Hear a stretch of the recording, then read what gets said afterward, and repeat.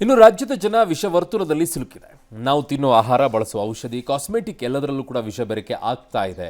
ಜನಾರೋಗ್ಯದ ದೃಷ್ಟಿಯಿಂದ ಪ್ರಾಣಕ್ಕೆ ಕುತ್ತಾಗ್ತಾ ಇರುವ ವಸ್ತುಗಳ ವಿರುದ್ಧ ಈಗ ರಾಜ್ಯ ಆರೋಗ್ಯ ಇಲಾಖೆ ಒಂದು ಸಮರವನ್ನೇ ಸಾರಿದೆ. ಕಬಾಬ್, ಗೋಬಿ, ಕಾಟನ್ ಕ್ಯಾಂಡಿಗೆ ರಾಸಾಯನಿಕ ಬಣ್ಣ ಬಳಕೆಗೆ ನಿಷೇಧವನ್ನು ಹೇರಿತ್ತು ಸರ್ಕಾರ. ಈಗ ಇಡ್ಲಿ ಬೇಯಿಸಲು ಬಳಸುವಂಥ ಪ್ಲಾಸ್ಟಿಕ್ ಶೀಟ್ಗಳನ್ನು ಕೂಡ ನಿನ್ನೆ ನಿಷೇಧಿಸಿತ್ತು. ಇವತ್ತು ಮುಂದುವರೆದು ಫುಟ್ಪಾತ್ಗಳಲ್ಲಿ ಅಗ್ಗದ ಬೆಲೆಗೆ ಸಿಗ್ತಾ ಇದ್ದಂತಹ ಸೌಂದರ್ಯವರ್ಧಕಗಳು, ಶೋಕಿಗೆ ಬಿಡಿಸುವಂಥ ಟ್ಯಾಟೂ, ಟೈಮ್ ಪಾಸ್ಗೆ ತಿಂತಾ ಇದ್ದಂತಹ ಹಸಿರು ಬಟಾಣಿ ಹಾಗೂ ಅಸುರಕ್ಷಿತ ಔಷಧಿಗಳನ್ನು ಬ್ಯಾನ್ ಮಾಡಿ ಆರೋಗ್ಯ ಸಚಿವ ದಿನೇಶ್ ಗುಂಡೂರಾವ್ ಅವರು ಆದೇಶಿಸಿದ್ದಾರೆ. ಈ ಬಗ್ಗೆ ಡೀಟೇಲ್ಸ್ ಈ ರೀತಿಯಾಗಿದೆ, ನೋಡೋಣ. ನಮ್ಮ ರಾಜ್ಯದ ಆರೋಗ್ಯ ಇಲಾಖೆ ಐದರ್ ಒಂದು ತಂಡ ಅಥವಾ ಯಾರೋ ಒಬ್ಬರು ಅಧಿಕಾರಿ ಯಾರಿಗೋ ಆಸಕ್ತಿ ಇದೆ ಇಂತಹ ವಿಚಾರಗಳಲ್ಲಿ, ಹಾಗಾಗಿ ಹೆಚ್ಚಿನ ಆಸ್ತಿ ತೆಗೆದುಕೊಂಡು ಮಾಡ್ತಿದ್ದಾರೆ. ಡ್ಯಾಮ್ ಗುಡ್, ಎಸ್, ಮಾಡಿ, ತಪ್ಪಲ್ಲ ಅದು. ಹೌದು, ಬಟ್ ಇದು ಇರಲೇ ಇಲ್ಲ, ನಿನ್ನೆಯಿಂದ ಬಂದಿದ್ದೇನೆ ಕಂಡುಹಿಡಿದೀನಿ ಅಂತ ನನ್ನ ಹತ್ರ ಬಂದು ಹೇಳಕ್ಕೆ ಬರಬೇಡಿ. ಹೌದು, ಹಿಂದೆನೂ ಇಂಥ ವರದಿಗಳು ಬಂದಿದೆ. So it shows only two things. Number one, ಇವತ್ತು ಆಸಕ್ತಿ ಇರೋರಿಗೆ ಶಹಬಾಸ್ಗಿರಿಯನ್ನು ಹಿಂದೆಯಿಂದ ಅದು ಬಂದಿದ್ದು ಅಂತ ನನಗೆ ಗೊತ್ತಿರೋದರಿಂದ ಹಿಂದೆ ಸಾಗಿ ಹೋದ ಆರೋಗ್ಯಾಧಿಕಾರಿಗಳೆಲ್ಲರೂ ಕಚಡಗಳು ಅಂತಲೂ ನಾನು ತೀರ್ಮಾನಕ್ಕೆ ಬರಬೇಕು. 25 ವರ್ಷದಿಂದ ನಾವು ಟಾಪ್ ಬ್ರ್ಯಾಂಡ್ಗಳನ್ನು ಡೂಪ್ಲಿಕೇಟ್ ಮಾಡ್ತಾ ಇದ್ದಂಥದ್ದು ಜಾಗಗಳಿಗೆ ರೈಡ್ಗೆ ಹೋಗ್ತಾ ಇದ್ವಿ. ಪೊಲೀಸ್ನವ್ರು ಮಾಡೋವಾಗ ನಾವೇ ಹೋಗ್ತಿದ್ವಿ ಜೊತೆಯಲ್ಲಿ ಎಷ್ಟೋ ಸರಿ ಕೆಲವು ಜಾಗಗಳಿಗೆ. ಹಲವಾರು ಪದಾರ್ಥಗಳಲ್ಲಿ, ಬರೀ ಔಷಧಿ ಅಂತಲ್ಲ, ನೂರಾರು ಪದಾರ್ಥಗಳ ವಿಚಾರದಲ್ಲಿ ನಾನು ಹೇಳ್ತಿರೋದು. ಯಾವುದು ಬೇಗ ವ್ಯಾಪಾರ ಆಗುತ್ತೆ ಮತ್ತು ಯಾವುದನ್ನು ಜನ ಆತುರದಲ್ಲಿ ಖರೀದಿ ಮಾಡ್ಕೋತಾರೆ ಮತ್ತು ಯಾವುದಕ್ಕೆ ಜನ ಅನಿವಾರ್ಯವಾಗಿ ಹೋಗಲೇಬೇಕಾಗಿ ಬರುತ್ತೆ, ಆಗ ಚೀಪ್ ಆಗಿರೋ ಕಡೆಗೆ ಜನ ಹೋಗ್ಬಿಡ್ತಾರೆ ಸುಲಭವಾಗಿ. ಅದನ್ನೇ ಅವರು ಮಾಡೋದು. ಫಾರ್ ಎಕ್ಸಾಂಪಲ್, ಅವನು ಸ್ಟ್ಯಾಂಪ್ ಪೇಪರ್ನ ಮಾಡಿ ಇಟ್ಟಿದ್ದ ಅವನು ತೆಲಗಿ.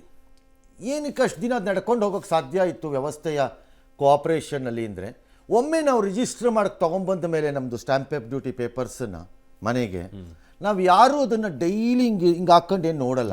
ಕಟ್ಟಿ ಎತ್ತಿಟ್ಬಿಡ್ತೀವಿ, ಒಂದು ಫೈಲ್ಗೆ ಹಾಕ್ಬಿಟ್ಟು ಅಷ್ಟೇ ಸೇಫಾಗಿ. ಹಬ್ಬಬ್ಬ ಅಂದರೆ ಒಂದೆರಡು ಜೆರಾಕ್ಸ್ ಮಾಡಿಸ್ಕೊಂಡು ಎತ್ತಿಟ್ಕೊಂಡಿರ್ತೀವಿ ಕಾರ್ಯ ಎಮರ್ಜೆನ್ಸಿ.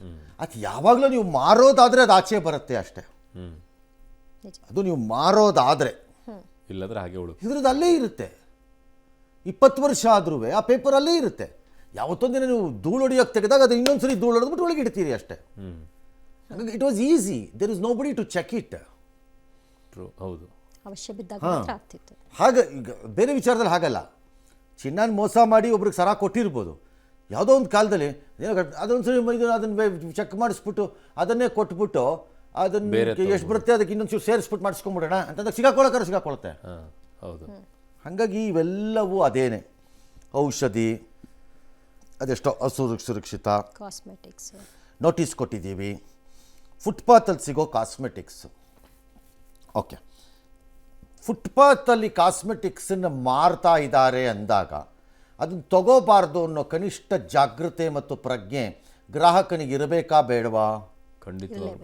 ಜನರಲಿ ಫುಟ್ಪಾತಲ್ಲಿ ಸಿಗೋಂತಹ ಇಂಥ ಪದಾರ್ಥಗಳೆಲ್ಲ ಆಬ್ವಿಯಸ್ಲಿ ಅದು ಫೇಕ್ ಆಗಲೇಬೇಕು, ಇಲ್ಲದ್ರೆ ಬ್ಯಾಡ್ ಕ್ವಾಲಿಟಿ ಆಗಬೇಕು. ಬಿಕಾಸ್ ಕಾಸ್ಮೆಟಿಕ್ಸ್ದು manufacturing will be very costly.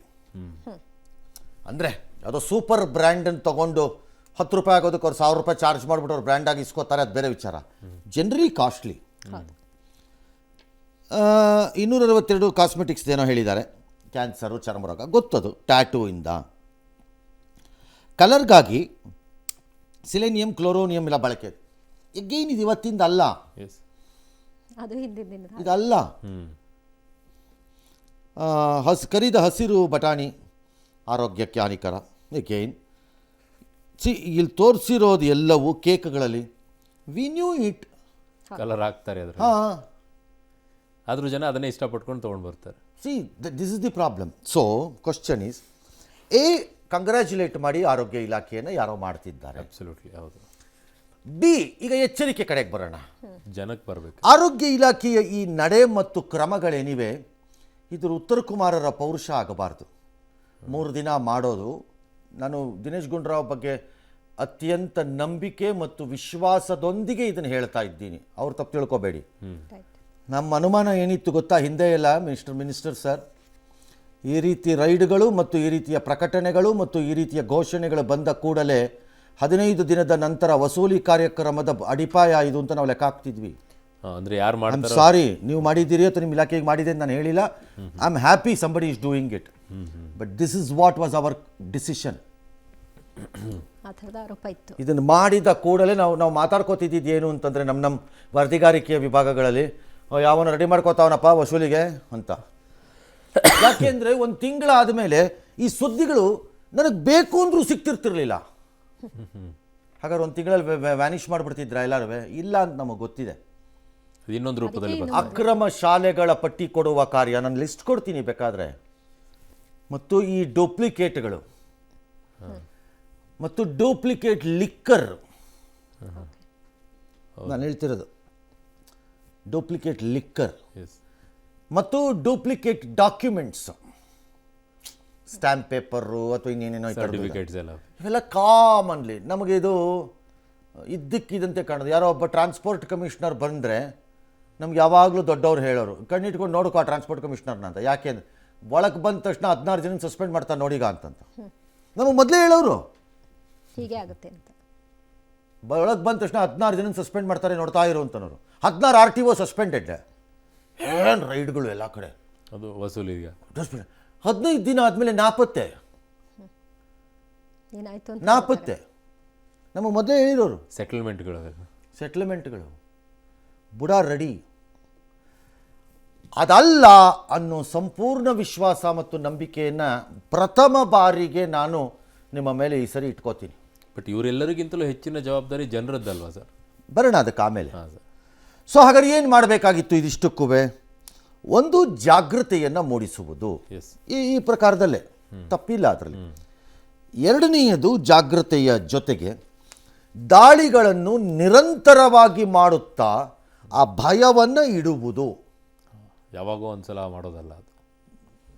So ನಿಮ್ಗೆ ಅಧಿಕಾರ ಇದೆ ಆರೋಗ್ಯ ಇಲಾಖೆಗೆ ಮತ್ತು ಮಾಪಕ ಫುಡ್ ಇನ್ಸ್ಪೆಕ್ಟರ್ಸ್ಗಳಿದ್ದಾರೆ. ಫುಡ್ ಇನ್ಸ್ಪೆಕ್ಟರ್ ಅಲ್ಲ, ವೆಯ್ಟ್ಸ್ ಆ್ಯಂಡ್ ಮೆಷರ್ಸ್. ನಿಮ್ಗೆ ಅಧಿಕಾರ ಇದೆ. ನೀವು ಹೋಗಿ ಪರ್ಚೇಸ್ ಮಾಡ್ಬೋದು ನಿಮ್ಮ ದುಡ್ಡಲ್ಲಿ, ನಂತರ ಅದನ್ನಲ್ಲೇ ಹಿಡ್ಕೊಂಡು ಸೀಸ್ ಮಾಡ್ಕೋಬೋದು. ನಿಮ್ಗೆ ಅಧಿಕಾರ ಇದೆ. ನಿರಂತರವಾಗಿ ಆಗಬೇಕದು. ಬರೀ ದುಡ್ಡು ವಸೂಲಿ ಅಲ್ಲ, ಅಥವಾ ನಾವು ಬರ್ತಾ ಇದ್ದೀವಿ ಅಂತ ಮೊದಲೇ ಹೇಳೋದಲ್ಲ. ಮೂರನೇದು ಸಿಕ್ಕಾಕೊಂಡವ್ರಿಗೆ ಶಿಕ್ಷೆಗಳನ್ನು ಆಗುವಂತೆ ನೋಡಿಕೊಳ್ಳುವುದು. ಅದೇ ಆಗ್ತಿಲ್ಲ, ಅದೇ ಸಮಸ್ಯೆ. ನಾಲ್ಕನೇದು ದಂಡಗಳು ಯಾವ ರೀತಿ ಇರಬೇಕು ಅಂದರೆ ಇಂತಹ ಪ್ರಕರಣಗಳಲ್ಲಿ ಪಬ್ಲಿಕ್ ಹೆಲ್ತ್, ಸಾರ್ವಜನಿಕ ಆರೋಗ್ಯದ ಮೇಲೆ ವಿಪರೀತ ಪರಿಣಾಮಗಳನ್ನು ಬೀರುವಂಥ ಇಂಥ ಹಲ್ಕಟ್ ಕೆಲಸದಲ್ಲಿ ದಂಡ ಹೇಗಿರಬೇಕು ಅಂದರೆ ಇನ್ನೊಂದು ಸರಿ ಒಂದು ಬಿಸ್ನೆಸ್ ಮಾಡಬಾರ್ದು. ಅವನು ಬಿಸ್ನೆಸ್ಸೇ ಮಾಡಬಾರ್ದು ಅವನು.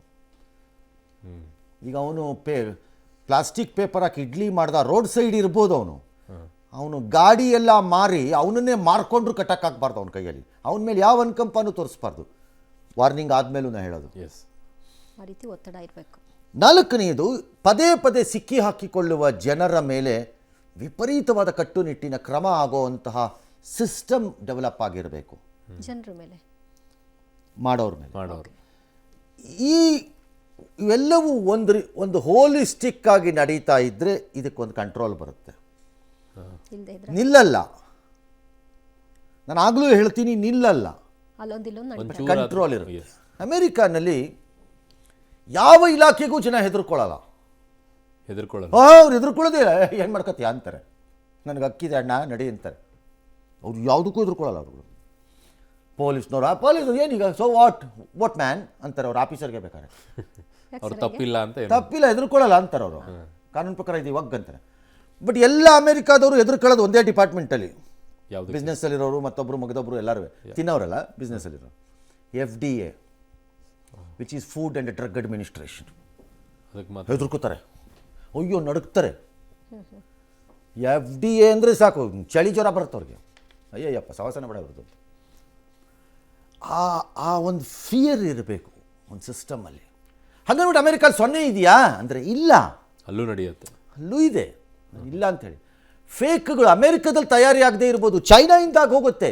ರೊಲೆಕ್ಸ್ ವಾಚಿಂದ ಹಿಡಿದು ಯಾವುದೋ ಸನ್ಗ್ಲಾಸ್ ಹಾಕೊಳ್ಳೋದ್ರವರೆಗೆ, ಶೂ ಇಂದ ಹಿಡಿದು ನೈಲ್ ಪಾಲಿಶ್ವರೆಗೆ, ಶರ್ಟಿಂದ ಜರ್ಸಿ ಇರುತ್ತಲ್ಲ, ಜರ್ಸಿಗಳು ಮ್ಯಾಚ್ ಹಾಕತ್ತಿರಲ್ಲ, ರೋಹಿತ್ ನಂಬರ್ 14, ವಿರಾಟ್ ನಂಬರ್ 8 ಅಂತ ಹಾಕತ್ತಿರಲ್ಲ. ಹಾಗೆ ಅಲ್ಲಿ ಸ್ಪೋರ್ಟ್ಸ್ಮನ್ಗಳದ್ದು ಜರ್ಕಿನಿಂದ ಹಿಡಿದು ಫೇಕ್ ಬರುತ್ತವೆ. ಸೇಮ್ ಬರುತ್ತೆ ಅಲ್ಲಿಗೆ ಮಾರ್ಕೆಟ್. First copy, second. ಹಾಗಾಗಿ ಅಲ್ಲೂ ಇದೆ, ಇಲ್ಲೂ ಇರುತ್ತೆ. ಅಲ್ಲೊಂದಷ್ಟು ಭಯ ಇದೆ, ಕಂಟ್ರೋಲಿಗೆ ಬಂದಿರುತ್ತೆ. ನಮ್ಮಲ್ಲಿ ಭಯನೂ ಇಲ್ಲ. ಹಾಗಾಗಿ ಲೆಟಸ್ಸಿ ಈ ಆರೋಗ್ಯ ಇಲಾಖೆಯ ಹೊಸ ಉತ್ಸಾಹ ಎಲ್ಲಿವರೆಗೂ ಅಂತ ಜನನ್ನ ಎಲ್ಲಿವರೆಗೆ ತರ್ತೀರಿ ಅಂತ ವಾಚ್ ಮಾಡ್ತೀನಿ.